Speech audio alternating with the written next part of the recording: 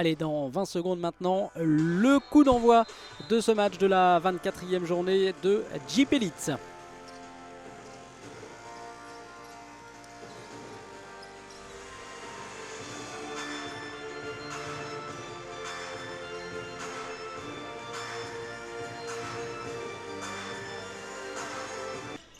Le ballon qui circule bien côté Manceau. Osoko qui est en plus victime d'une faute. Il va obtenir. Alors j'ai pas vu si le panier était rentré en fait parce qu'il est tombé. Si, c'est bon.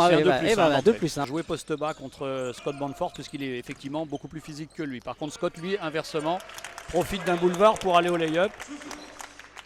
Scott Bamford qui alourdit la marque pour le MSB 9-3 effectivement.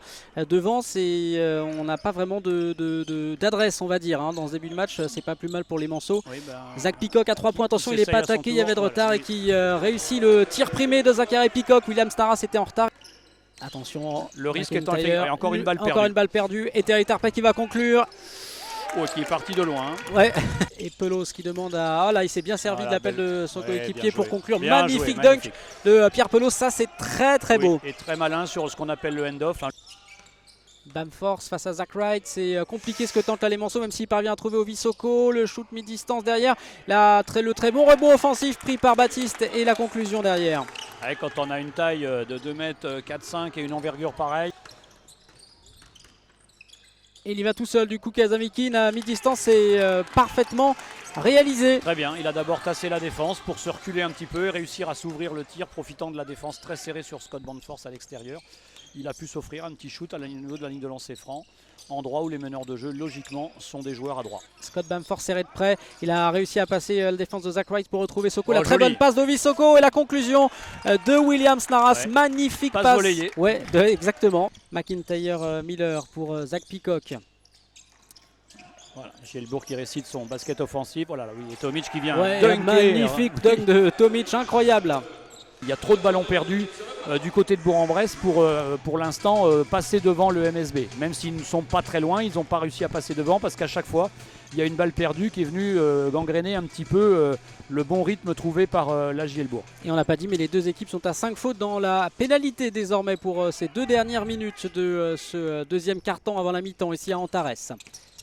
Eito Soko et il tente sa chance de très loin. Ovisoko, c'est un ball, c'est complètement manqué là. Il n'avait pas le chrono dans la tête parce que je pense qu'il avait encore une passe à faire à Terry. Il en est désolé, mais c'est pas, voilà, c'est dommage. C'est la mi-temps, Antares, 3 points d'avance pour le MSB, 45-42. Merci beaucoup Valentin, on se retrouve dans un peu moins d'un quart d'heure pour la deuxième période à Antares. 3 points d'avance pour le MSB. Maxime Courbier à la remise en jeu, Kenny Baptiste en défense. Le duel Peacock-Valentin Bigot au post-up. Oui, Zach Wright aime ce genre de choses et c'est transformé. Un mouvement offensif, tout le monde touche la balle, c'est bien pour un tir à 3 points. À nouveau réussi, cette fois de Pierre Pelos. Et la Gielbourg qui creuse un petit peu l'écart dans ce match. C'est revenu dans les mains de l'international anglais. Heureusement pour les Manceaux. Allez, Valentin Bigot à 3 points. Voilà, et il a parfaitement ajusté la mire, Bigot. Voilà. Le manque et recolle à un petit point. Dans les 3 dernières minutes, il pourrait défendre le plomb, quitte à prendre des fautes pour ne pas laisser les Manceaux avoir des tirs trop ouverts.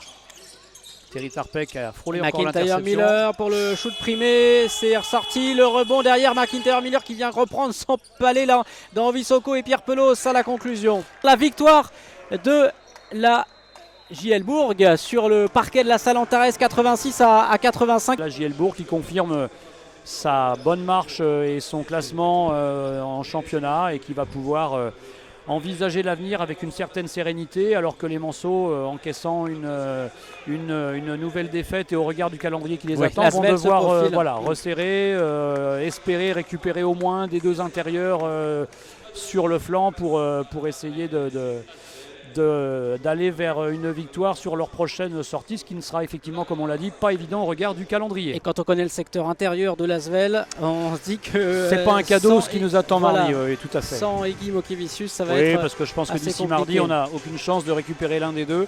Et quand on sait l'Armada qui arrive, effectivement, ça va pas être simple. Voilà la victoire de la Gielbourg d'un petit point sur le parquet de la salle Antares. J'attends je guette voir s'il va y avoir une petite réaction.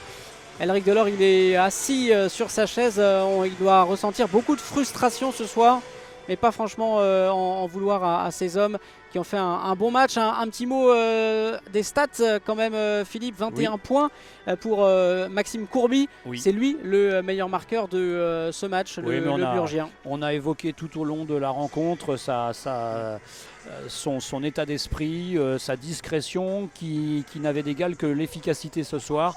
Il s'est bien déjoué de la défense mancelle en première mi-temps sur son tir extérieur pour finalement en seconde mi-temps réciter un petit peu tout ce qu'il maîtrise. Et effectivement avec une évaluation de 24, il est aussi le meilleur ce soir.